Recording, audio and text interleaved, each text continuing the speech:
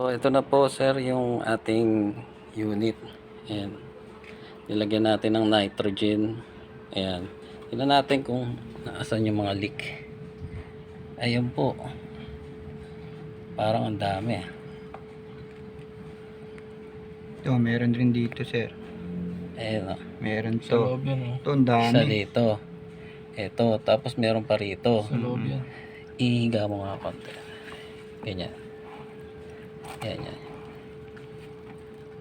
Ayun. Ayun, oh. Ilan yan?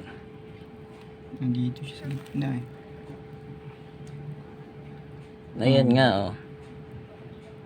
Gamo pa. Oo. Oh, yun. Ito to. Ah, Ito no. ito. Ito. Tsaka Ito, etong ito. isa. Bigwas sila. Ito sa ilalim na to. Ito ba? Ano siya?